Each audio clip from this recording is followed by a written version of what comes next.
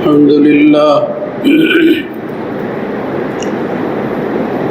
الحمد لله نحمده ونستعينه ونستغفره ونعوذ بالله من شرور أنفسنا ومن سيئات أعمالنا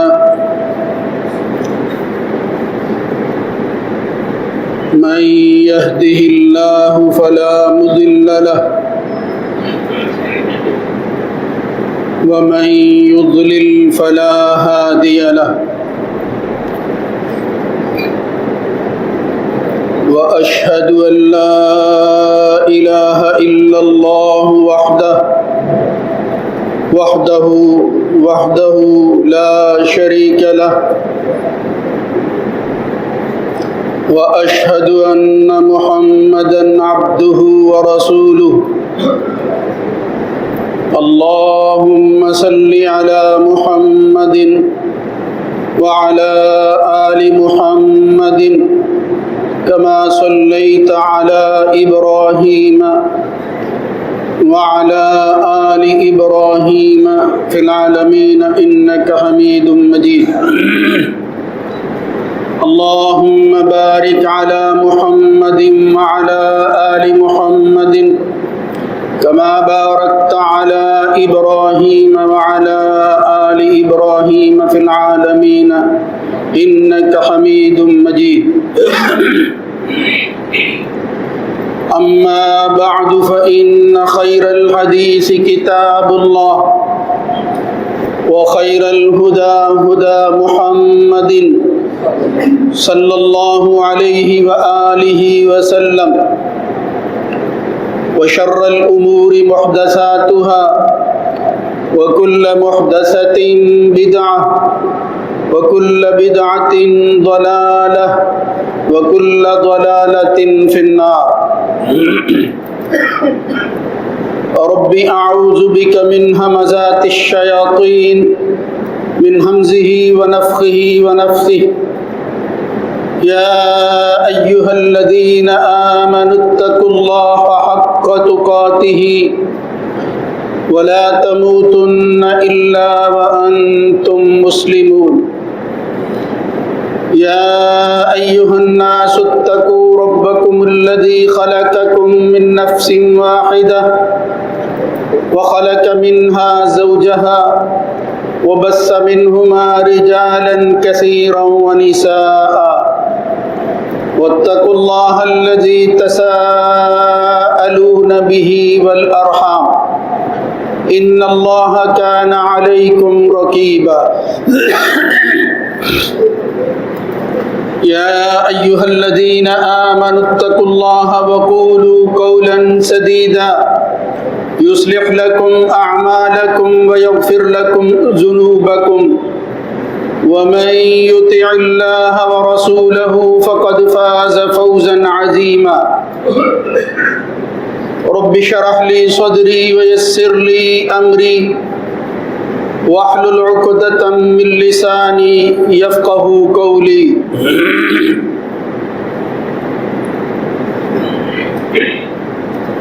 والذين يؤذون المؤمنين والمؤمنات بغير ما اكتسبوا فقد احتملوا بهتانا وإثما مبينا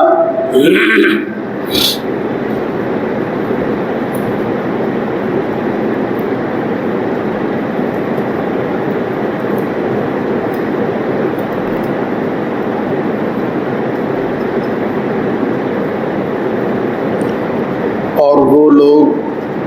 جو مومن مردوں اور عورتوں کو اذیت دیتے ہیں بغیر کسی ان کے کیے ہوئے عمل کے، وہ بہت بڑے بہتان کا بوجھ اپنے اوپر اٹھاتے ہیں اور بڑا واضح گناہ ہے جس کو وہ انجام دے رہے ہیں۔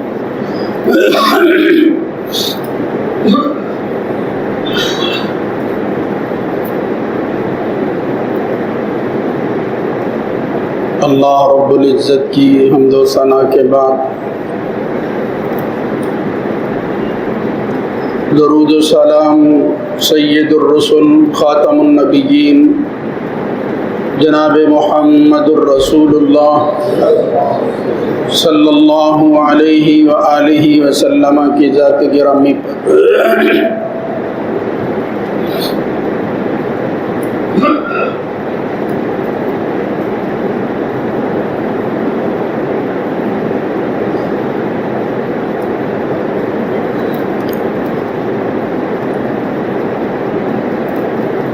اللہ کے رسول جناب محمد الرسول اللہ صلی اللہ علیہ وآلہ وسلم نے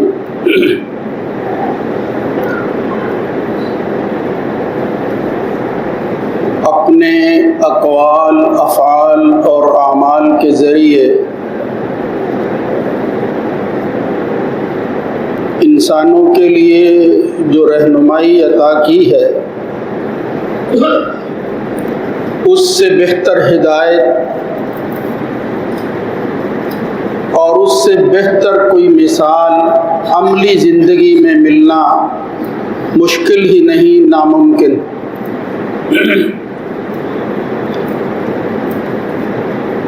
رسول اللہ صلی اللہ علیہ وسلم کے اوصاف میں سے ایک خوبی اور وصف یہ تھا کہ آپ جو کلام فرماتے، جو بات کہتے تھے، بالعموم ان کے اندر بڑی حکمت ہوتی تھی، اور کچھ بعض دفعہ ایسے کلمات حضور کی زبان سے جاری ہوتے کہ جس کے متعلق خود اللہ کے نبی نے کہا کہ جس طرح مجھے دیگر نبیوں کے مقابلہ کے اندر کچھ اوصاف سے نوازا گیا ہے، نصرت بالرعب مسیرۃ شہر، اسی طرح دیگر اور چیزیں کہ مجھے نبوت کے خاتمہ کی مہر دی گئی ہے۔ اس میں سے ایک بات یہ تھی کہ اوتیت جوامع الکلم، مجھے جامع کلمات عطا کیے گئے، یعنی اللہ کی طرف سے جو چیزیں ودیعت ہوتی تھی اور میری زبان سے جاری ہوتی تھی ان میں جامعیت ہوتی تھی، اپنے مفہوم اور معانی کے اعتبار سے وہ اپنے اندر ایک ایک کلمہ یوں ہی نظر آتا تھا کہ جیسے دریا کو کوزے میں بند کر دیا گیا، یعنی بڑی بڑی باتیں اللہ کے نبی صلی اللہ علیہ وآلہ وسلم ایک دو لفظوں کے اندر بیان کر دیتے تھے۔ اہل علم نے ان پر مستقل کتابیں بھی لکھی ہیں۔ بہرحال میں جو اشارہ کرنا چاہتا ہوں اور آج کے موضوع سے متعلقہ ہے وہ یہ کہ ان میں سے ایک کلمہ ہماری فقہی اور دینی زبان کے اندر بڑا معروف ہے، یعنی وہ لوگ، وہ فقہا جو شریعت کے مسائل کی جو ہے وہ تفصیل اور توضیح بیان کرتے ہیں، ان کے ہاں یہ ایک اصول اور قاعدہ فقہیہ بیان کیا جاتا ہے جو نبی کریم صلی اللہ علیہ وسلم کے ان جامع کلمات میں سے ایک کلمہ ہے کہ لا ضرر ولا ضرار، یعنی یہ لفظ ادا کیے نبی کریم صلی اللہ علیہ وآلہ وسلم نے، جس کی بنیاد ایک حدیث ہے، یعنی یہ بعد میں قاعدہ بن گیا، اور وہ قاعدہ جس اساس پر قائم ہے وہ خود نبی کریم صلی اللہ علیہ وسلم کے الفاظ ہیں۔ کہیں آتا ہے لا ضرر ولا ضرار فی الاسلام، کہیں صرف لا ضرر ولا ضرار آتا ہے، کہیں آتا ہے من ضار ضارہ اللہ ومن شاک شک اللہ علیہ، جس کا مفہوم یہ ہے کہ نہ نقصان کرو نہ نقصان اٹھاؤ، جو شخص کسی کو تکلیف پہنچاتا ہے اللہ تعالیٰ بھی پھر اس کے بدلہ کے اندر اس کو کسی تکلیف میں مبتلا کر دیتا ہے، اس لیے اس سے بچنا چاہیے۔ اس وقت جو پیش نظر ہے وہ یہی الفاظ ہیں، لا ضرر ولا ضرار، یعنی اس میں شریعت کے اتنے مسائل نکلتے ہیں کہ عمومی زندگی کے اندر یہ بات طے ہو گئی کہ اصول ہے، جب بھی آپ کوئی کام کرنے لگیں تو دیکھیں کہ اس کا ذاتی طور پر آپ کو کوئی نقصان ہے اور اس کے ذریعے کسی کو کوئی نقصان تو نہیں پہنچ رہا۔ اسی لیے کہتے ہیں جلب المنفع درء المفاسد، شریعت کی غرض ہی یہ ہے نفع کو حاصل کرنا اور خرابی کو دور کرنا۔ اس کو امر بالمعروف کے الفاظ سے، نہی عن المنکر کے حوالے سے بھی بیان کرتے ہیں۔ تو یہ بنیادی چیزیں ہیں۔ اب اس کے تحت ہمیں اپنی زندگی میں قیامت تک آنے والے مسائل کو حل کرنا ہے۔ جس طرح کے بھی حالات پیش آئیں، دیکھ لیں کہ اس اصول اور قاعدے کی نفی تو نہیں ہو رہی، اس کے مخالف یہ عمل تو نہیں ہے۔ یعنی یہ بغیر کسی دلیل کے، بغیر کسی حدیث اور سنت کے پڑھے اور سنے کے، ایک عام انسان کے لیے یہ کسوٹی ہے جو مقرر کر دی محمد الرسول اللہ صلی اللہ علیہ وآلہ وسلم۔ میں آخر میں یہ عرض کروں گا کہ آخر یہ بات، یہ ساری تفصیل میں کیوں بیان کر رہا ہوں۔ لہذا میرے بھائیوں، اس قاعدے اور اصول کی روشنی کے اندر جو بے شمار چیزیں ہمارے سامنے آتی ہیں، ان میں سے انسان کا انسان سے تعلق، انسان کا انسان سے واسطہ، اس حوالہ سے محمد الرسول اللہ صلی اللہ علیہ وسلم نے اپنی حدیث اور سنت میں اکثر مقامات پر اور قرآن مجید میں بھی کئی جگہ پر اللہ تعالیٰ نے یوں بیان کیا ہے۔ ان میں سے ایک آیت یہ ہے، اگرچہ اس کا تعلق وہ بہتان کے حوالہ سے ہے، کسی پر الزام کے حوالہ سے ہے، لیکن اس عمومی اذیت کے اندر جو ایک انسان دوسرے کو پہنچا سکتا ہے، جس سے منع کیا گیا ہے، یعنی ایک انسان کو دوسرے انسان سے محفوظ رہنا چاہیے۔ اگر کوئی بندہ دوسرے کو تکلیف پہنچاتا ہے، اذیت دیتا ہے، تو مسلمان کا مسلمان کو اذیت دینا بالخصوص اور عام انسان کو بالعموم یہ حرام ہے، اس کی اجازت نہیں ہے۔ یعنی اگر کافر بھی کوئی شخص ہے تو آپ اس نیت کے ساتھ کہ یہ کون سا مسلمان ہے، آپ اس کو کسی دکھ اور تکلیف میں مبتلا کر دیں، شریعت اس کی بھی اجازت نہیں دیتی۔ حضرت فضیل بڑے ایک بزرگ گزرے، وہ تو یہاں تک کہتے تھے، اللہ کے بندے، لا توزی کلبا او خنزیرا بغیر الحق، تو کسی کتے کو یا خنزیر کو بھی بغیر کسی وجہ کے تکلیف نہیں پہنچا سکتا۔ یعنی بری سے بری، بظاہر تکلیف دینے والی وہ چیزیں جو شریعت کے اندر جن کے استعمال کے حوالہ سے ممانعت ہے اور سختی آئی ہے، اور میں بغیر حق کے تو آپ ان کو بھی نقصان نہیں پہنچا سکتے۔ فَكَيْفَ بِمَنْ هُوَ أَكْرَمُ مَخْلُوقٍ، اللہ کی مخلوقات میں سے سب سے زیادہ معزز اور مکرم اگر کوئی مخلوق ہے تو وہ انسان ہے، اس کو کیسے تکلیف پہنچائی جا سکتی؟ اللہ نے فرمایا وَلَقَدْ كَرَّمْنَا بَنِي آدَمَ وَحَمَلْنَاهُمْ فِي الْبَرِّ وَالْبَحْرِ، میں نے اس انسان کو جو منصب عطا کیا ہے، اس کی وجہ سے میں نے اس کو اعزاز دینے میں بھی کوئی کمی اور نقص نہیں چھوڑا۔ بڑے عظیم منصب، کرمنا بنی آدم وحملناہم فی البر والبحر ورزقناہم من الطیبات وفضلناہم علی کثیر ممن خلق تفصیلا۔ بڑی فضیلتیں ہیں جو اس انسان کو دی ہیں۔ بعض روایات اگرچہ ان کے اندر کچھ کمزوری سندن ہے، لیکن شیخ البانی وغیرہ عالم جو ہے وہ اس کو کہتے ہیں کہ اکٹھا کر کے اگر دیکھا جائے تو وہ حسن درجہ کی روایتیں ہیں کہ لزوال الدنیا احون عند اللہ، انسان کی اتنی قدر ہے کہ اگر ساری دنیا ایک طرف ہو اور بغیر کسی وجہ کے من احراق کی دمی مسلم، دوسری طرف ایک انسان مسلمان ہو اور پھر اس کا خون بہانا پڑے، تو یوں ہی سمجھ لو کہ آپ نے ساری دنیا کو جو ہے وہ قتل کر دیا۔ قرآن مجید بھی کہتا ہے من قتل نفسا بغیر نفس او فساد فی الارض، اس طرح کی، بلکہ بعض روایتوں میں تو آتا ہے کہ کعبہ کے مقابلہ کے اندر بھی انسان کو جو احترام اور مقام دیا گیا ہے وہ اس سے بھی کہیں زیادہ ہے۔ یعنی یہ ساری چیزیں، بیت اللہ ہو، کعبۃ اللہ ہو، یہ مساجد ہو، یہ شعار اسلام ہو، یہ کس لیے ہے؟ یہ انسان کے لیے، یہ انسان کے فائدے کے لیے ہیں، اس سے مستفید ہو اور پھر وہ اپنے منصب کی جس پر اس کو جو ہے وہ فائز کیا گیا ہے، اس کی اہلیت کو برقرار رکھتے ہوئے اللہ کے ہاں سرخرو ہو کر پیش۔ تو یہ انسان جو ہے اس کی بڑی قدر ہے، اس کی بڑی اہمیت ہے، اس کو معمولی نہیں جاننا چاہیے۔ مگر میرے بھائیوں، ہم اپنی عمومی زندگی کے اندر اس بات کا خیال نہیں کرتے۔ ہم اپنے ہاتھ سے، زبان سے، اپنے دیگر اعمال کے ساتھ دوسرے مسلمان کو اذیت دینا کوئی جرم ہی نہیں سمجھتے۔ ہماری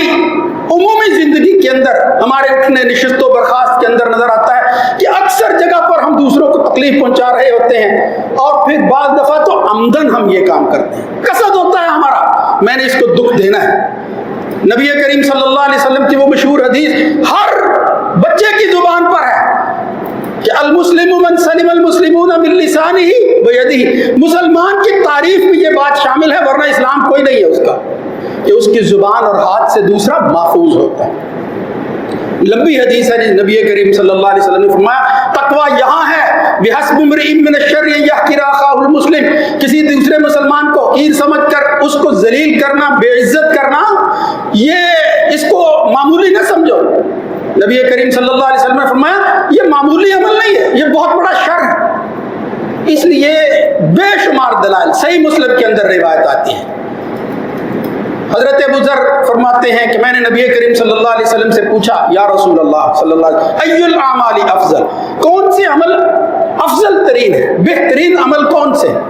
آپ میں الایمان باللہ والجہاد فی سبیلہ۔ صحیح مسلم کے یہ الفاظ بتاتے ہیں کہ ایمان ایک عمل ہے،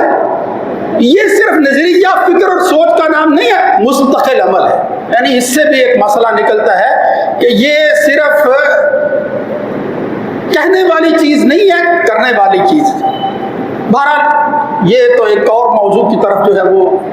ذہن چلا جاتا ہے۔ فرمایا اعمال، افضل اعمال کیا ہیں؟ اللہ پر ایمان رکھنا اور جہاد فی سبیل اللہ۔ تو وہ کہتے ہیں یا رسول اللہ اگر آدمی یہ تو کام کرتا ہے لیکن اس کے ساتھ دیگر عملی زندگی کے حوالے سے جو اس کی سرگرمیاں ہیں اس کے اعتبار سے بتائیں ای الرقاب افضل،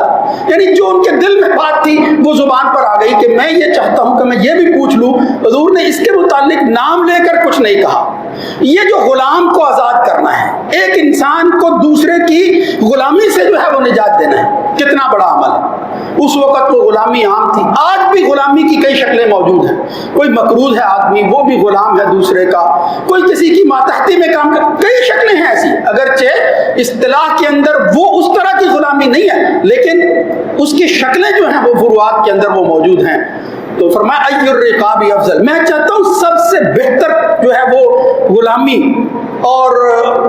کسی انسان کو جو غلام ہے وہ آزاد، وہ عمل کرو۔ ای الرقاب افضل،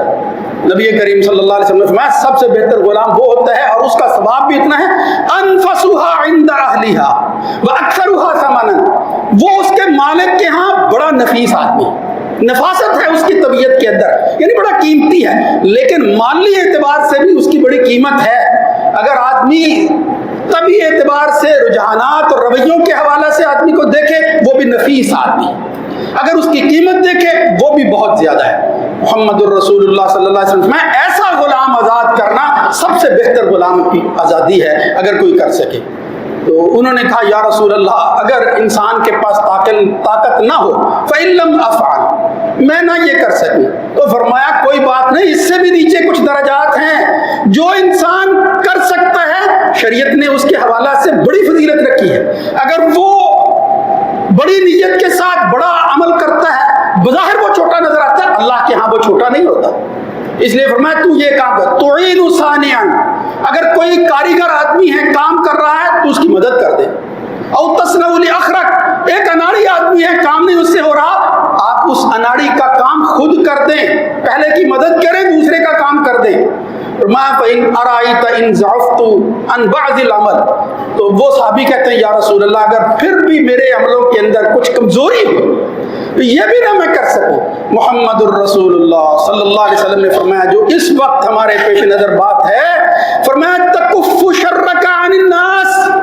اور میرے بھائی اور تو کچھ بھی نہ کر، تو یہ عہد کر لے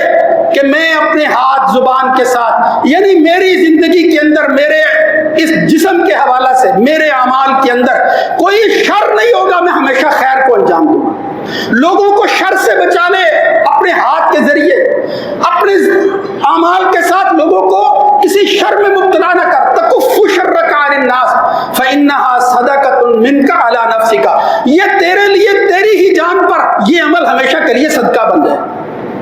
اس لیے محمد الرسول اللہ صلی اللہ علیہ وسلم کا یہ فضیلت بیان فرمانا، شر سے بچانا، یعنی لوگوں کو اذیت سے نکال کر خیر اور بھلائی عطا کرنا، اس کی یہ فضیلت بیان فرمائی نبی کریم صلی اللہ علیہ وسلم نے کہ دیگر بڑے بڑے اعمال کے مقابلہ میں کہا اگر تم نہیں یہ کر سکتے یہ بھی کوئی چھوٹا عمل نہیں ہے، یہ صدقہ ہو جائے گا، یعنی ہمیشہ کے لیے جاری عمل ہے اگر تو اس کو انجام دے دے۔ محمد الرسول اللہ صلی اللہ علیہ وسلم نے تو یہاں تک کہا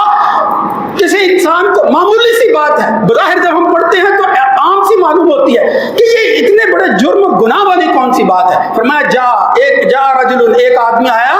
اور پھر وہ آ کر خطبہ ہو رہا تھا، نبی کریم صلی اللہ علیہ وسلم یخطب، نبی کریم صلی اللہ علیہ وسلم خطاب کر رہے تھے، ممبر پر بیٹھے تھے، ممبر پر کھڑے خطبہ دے رہے تھے، آدمی آیا ہے یتخطا رکاب الناس، وہ پیچھے سے گزرتا ہوا آگے آنے کی کوشش کرتا ہے، لوگوں کی گردنوں کو پھلانگتا ہوا آگے پہنچتا ہے۔ محمد الرسول اللہ صلی اللہ علیہ وسلم نے وہاں جو لفظ استعمال کیے فرمایا اجلس، جہاں تجھے جگہ ملتی ہے، جہاں پہنچا ہے ادھر ہی بیٹھ جا، فقط آذیت الناس، اس لیے کہ تو اپنے عمل کے ذریعے لوگوں کو اذیت دے رہا اور لوگوں کو تکلیف میں مبتلا کر رہا ہے۔ آپ عمل دیکھیں، بظاہر اس میں کیا خرابی نظر آتی ہے، لیکن محمد الرسول اللہ صلی اللہ علیہ وسلم نے تنبیہ کی اور ٹوک دیا اس کو، اور پھر اس حدیث کو ذرا دہرا لو جس میں نبی کریم صلی اللہ علیہ وسلم نے خواتین کا ذکر کیا کہ فلاں خاتون جو ہے وہ عمل تو اتنا نہیں کرتی لیکن لوگوں سے محبت کرتی ہے، دوسری کے بارے میں کہا تصلی و تصوم النہار، ایک خاتون ہے نمازیں بہت پڑھتی ہے، دن کے وقت روزے بھی رکھتی ہے، لیکن کرتی کیا ہے فلا تؤذی جارہ بلسانہ، لیکن اپنی زبان سے اپنے ہمسائے کو وہ اذیت دینے سے رکتی نہیں ہے، وہ بات نہیں آتی، اس کی زبان سے اس کا ہمسایہ محفوظ نہیں ہے۔ محمد الرسول اللہ صلی اللہ علیہ وسلم نے فرمایا اللہ کو اس کی نمازوں اور اس کے روزوں کی کوئی قدر نہیں ہے، قال ہی فی النار، وہ جہنم میں جانے والی ہے، اس کو اندازہ نہیں ہے۔ شاید اللہ کے ہاں اس کی یہ نماز روزے کام نہیں آئیں گے، اس لیے کہ اس نے انسان ہی کی قدر نہیں کی، اس نے اس بات کو معمولی سمجھا، اس کو معمولی نہیں سمجھنا چاہیے میرے بھائیوں۔ بے شمار اور دلائل ہیں جن سے معلوم ہوتا ہے محمد الرسول اللہ صلی اللہ علیہ وسلم نے ہر وہ موقع جس سے انسان کی عزت مجروح ہوتی تھی اس کی تنبیہ کر دی ہے، روک دیا ہے کہ یہ عمل جو ہے یہ جائز نہیں ہے۔ ایک شخص جو ہے وہ اپنا نیزہ لے کر جا رہا تھا اور اس نے اس کے اوپر جو ہے اس کو محفوظ رکھنے کے لیے کوئی کور جو ہے وہ نہیں اس کو دیا ہوا تھا، یعنی وہ کسی جگہ میں محفوظ نہیں تھا۔ نبی کریم صلی اللہ علیہ وسلم نے اس کو روک دیا، کہا کہ اس کا پھالا جو ہے اس کو لوگوں کی طرف نہ کرو، اس کو کسی کپڑے کے اندر، اس کو کسی ایسی محفوظ جگہ میں رکھو کہ لوگوں کی طرف اس کو اشارہ۔ نبی کریم صلی اللہ علیہ وسلم نے تو فرمایا کہ کسی کو کوئی شخص جو ہے وہ اسلحہ مذاق کے ساتھ جو ہے وہ بھی اس کی طرف اشارہ نہ کرے، یعنی اتنی اذیت، یہ نقصان جس کا احتمال ہے ابھی کام نہیں ہوا اس سے بھی منع کر دیا ہے نبی کریم صلی اللہ علیہ وسلم نے۔ اب اس موضوع کے حوالے سے انشاءاللہ میں کچھ تفصیل تو کسی وقت پھر عرض کروں گا کہ اسلام نے کس طرح اجتماعی زندگی کے اندر بنیادیں ہی ایسی رکھی ہیں کہ جس کی وجہ سے مسلمان معاشرے کا فرد ہو وہ پھر دوسرے کو اذیت نہیں پہنچاتا، پھر مسلمان ایک دوسرے کے ساتھ اس انداز سے رہتے ہیں کہ پیار، محبت، اخوت کا وہ مقام جو ہے وہ پیدا ہوتا ہے کہ جس سے معلوم ہوتا ہے کہ خونی رشتہ ان کا نہیں ہے۔ اور بدقسمتی تو یہ ہے کہ اب جس سے تشبیہ دی تھی نبی کریم صلی اللہ علیہ وسلم نے کہ تم بھائیوں کی طرح رہو، اب بھائیوں کے اندر بھی وہ عداوت، وہ بغض، وہ ایک دوسرے کو اذیت دینا اس انتہا کو پہنچ چکا ہے۔ کسی جگہ انا کھڑی ہے، کسی جگہ جو ہے وہ اس کی عزت کی پامالی ظاہری طور پر ہوتی ہے، کسی جگہ وہ کچھ سوچ رہا ہے اپنے طور پر۔ تو شیطان نے انسان کو، مسلمان کو اس طرح وساوس میں مبتلا کر دیا ہے کہ اس خاتون کی طرح نمازیں بھی پڑھے جا رہا ہے، روزے بھی رکھے جا رہا ہے، لیکن اس کا بھائی اس سے محفوظ نہیں ہے کہ جس کو دیکھ کر عام مسلمان نے اس جیسا بننا تھا۔ اس لیے جس سے تشبیہ دی تھی وہی جو ہے وہ اخوت کے اندر، وہ اس بھائی چارے کے کا حصہ نہیں بن رہے، دوسرے کیسے بن سکتے ہیں؟ اس لیے بس آخری بات عرض کرنا چاہتا ہوں کہ یہ جس وبا سے ہم لڑ رہے ہیں جس سے دو چار ہیں، اور اللہ سے جو ہے وہ پناہ ڈھونڈتے ہیں کہ یا اللہ ہم تو بہت بے بس ہیں، تکلیف دکھ مصیبت جب تیری طرف سے آتی ہے تو ہی ٹالتا ہے۔ اگر اجتماعی طور پر ہم کسی تکلیف میں مبتلا ہیں تو ہمیں وہ احتیاط اور وہ تدابیر ضرور اختیار کرنی چاہیے جن کا شریعت جو ہے وہ اجازت اور حکم بھی دیتی ہے اور پھر اس کی طرف اشارے بھی کرتی ہے۔ یعنی اپنے اعمال کے ذریعے اگر ہم اس وبا کے اندر اپنے ہاتھ سے، اپنی زبان سے یا دیگر اعمال کے ذریعے دوسرے مسلمان کے لیے ضرر کا سبب بنے، ہمارا اپنا جو ہے وہ نقصان ہو یا نہ ہو، ہمیں اپنا فائدہ ہو یا نہ ہو، دونوں صورتوں کے اندر دوسروں کو نقصان پہنچاتے ہیں، تو یہ جو ایک ماسک کا استعمال کرنا ہے اس کو آپ سمجھ لیا جائے، اور پھر اس پر جو ہے وہ اس طرح کے الفاظ اور پھر اس طرح کے جو ہے وہ چیزیں زبان کے ساتھ اس کے حوالے سے کہی جائیں، یعنی ہفتیاں کسنے کی کوشش کرتے ہیں بعض لوگ، اور پھر یہ کہتے ہیں کہ اس کو زیادہ بیماری جو ہے وہ لاحق ہو گئی ہے۔ نہیں میرے بھائیوں، ایسا نہیں کرنا چاہیے۔ خود نبی کریم صلی اللہ علیہ وسلم نے عمومی زندگی کے اندر جو آداب سکھائے تھے اس میں سے یہ ایک ادب تھا کہ نبی کریم صلی اللہ علیہ وسلم کان اذا عطس غطى وجهه بيده او بثوبه، جب نبی کریم صلی اللہ علیہ وسلم کو چھینک آتی تو اللہ کے نبی صلی اللہ علیہ وسلم اپنے چہرے کو ڈھانپ کر رکھتے تھے، اپنے ہاتھ کے ساتھ یا اپنے کپڑے کے ساتھ۔ اب ہاتھ سے جو ہے وہ یہ جس طرح کہتے ہیں کہ ہاتھ سے حفاظت ممکن نہیں ہے، ہاتھ اگر آپ رکھتے ہیں ہاتھ کو فوراً صاف کیا جائے، اور اگر ایسا نہیں ہے کپڑے کا استعمال کیا جائے۔ اور پھر فرمایا کہ خود رسول اللہ صلی اللہ علیہ وسلم نے یہ فرمایا تھا کہ میں یہ کرتا ہوں تم بھی یہ کام جو ہے وہ انجام دو۔ صحابی حضور کے اس عمل کو دیکھ کر، یعنی اس وقت حضور جو ہے وہ اپنے ہاتھ اور کپڑے کو استعمال کرتے تھے۔ آج اگر ہمیں یہ کہا جاتا ہے کہ کپڑے کو استعمال کرنا ہے تو پھر یہ دوسرے کو اذیت سے بچانا ہے، اس کے نقصانات کو کم کرنا ہے، اپنی جان کو بھی بچانا ہے، لا ضرر کے تحت آتا ہے ولا ضرار کے تحت دوسروں کو بھی بچانا ہے۔ اس لیے محمد الرسول اللہ صلی اللہ علیہ وآلہ وسلم نے یہ جو کچھ فرمایا، اور پھر عمومی زندگی کے اندر اذیت کے تحت یہ جو کچھ آتا ہے، شرعی طور پر الحجر الصحیح کا لفظ استعمال ہوتا ہے۔ ایک وقت آتا ہے کہ میاں بیوی کی جدائی شریعت کہتی ہے بعض امراض کے اندر ضروری ہو جاتی ہے، میاں بیوی جو ہے وہ اتنا قرب کا رشتہ ہونے کے باوجود الگ ہو جائے، شریعت جو ہے وہ اجازت نہیں دیتی ان کو اکٹھا رہنے کی۔ تو میرے بھائیوں، ہم تو عام اللہ تعالیٰ نے اگر کسی ایسی تکلیف میں مبتلا کر دیا ہے تو پھر ہمیں ظاہری طور پر اسباب کے ذریعے تدابیر اور بچاؤ کی شکلوں کو اختیار کرنا ہے، اور باقی اپنے ایمان کو مضبوط رکھتے ہوئے اللہ کی طرف رجوع کرنا ہے۔ اور پھر یہ ہر حال کے اندر ہر وقت ہمیں اپنی زبان پر یہ الفاظ جو ہے وہ لانے چاہیے کہ اے اللہ ہم بہت کمزور ہیں، تو بہت طاقتور ہے۔ اللہم انت الغنی ونحن الفقراء نشکو الیک ضعف قوتنا وقلت حیلتنا وہواننا علی الناس اجمعین۔ یا اللہ ہم سارے معاملات کو تیرے سپرد کرتے ہیں، ظاہری طور پر تیرے نبی کے احکامات کی روشنی میں جو ہم کر سکتے تھے وہ ہم نے کیا ہے، اس کے بعد اس معاملے کو حتمی طور پر ہمارے حق کے اندر نقصان یا فائدے میں تبدیل کرنا یہ تیرا کام ہے اور تیرا فیصلہ ہے۔ اے اللہ ہم درخواست کرتے ہیں، ہم عاجز بندے تیرے سامنے یہ دعا کرتے ہیں کہ مالک ہمیں ہر قسم کے نقصان سے محفوظ فرما، اور جتنی بھی چیزیں حفاظت کی ہیں اپنی غیب سے جو ہے وہ ہماری مدد فرما۔ اور یہ جو وبا اور تکلیف آئی ہوئی ہے جس کی وجہ سے بڑے ہی مسائل پیدا ہو گئے ہیں، کوئی ایک مسئلہ نہیں ہے، یہ جو اس وقت ہماری معاشرتی زندگی کے اندر یہ اتار چڑھاؤ آ رہا ہے جس کی وجہ سے ہم لوگ جو ہے وہ ڈپریشن جیسے مسائل کا شکار ہیں، اس کی بڑی وجہ یہ ہے کہ ہم شریعت کی روشنی کے اندر اپنے اس توکل کو مضبوط کرنے کی بجائے ظاہری سہاروں کو خدا سمجھ بیٹھے ہیں، لیکن باور یہ کراتے ہیں کہ ہمیں پرواہ نہیں ہے۔ اس لیے ہمیں ہر حال کے اندر اپنی اصلاح کرنی چاہیے۔ اللہ رب العزت خصوصی طور پر ہمیں اس وبا سے، اس بیماری سے اپنے فضل کے ساتھ جو ہے وہ بچائے اور ہمیں محفوظ رکھے اور ہمیں نکالے۔ جتنی جلدی اللہ اپنا فضل اور کرم فرما دے، ہم عمومی زندگی کے اندر بالکل اسی طرح اپنی سرگرمیوں کو جاری رکھیں جس طرح پہلے جاری رکھی ہوئی تھی۔ اللہ تعالیٰ اگر ہمارے گناہوں کی وجہ سے تو ہمیں جھنجھوڑ رہا ہے، اے اللہ ہم اجتماعی طور پر جو لوگ تیرے گھر کے اندر اس وقت موجود ہیں، ہم دعا کرتے ہیں کہ یا اللہ اس وبا کو ہم سے ٹال لے۔ اے اللہ ہمیں عمومی زندگی کے اندر صحت اور عافیت والی زندگی وہ نصیب فرما۔ اقول قولی ھذا استغفر اللہ لی ولکم ولسائر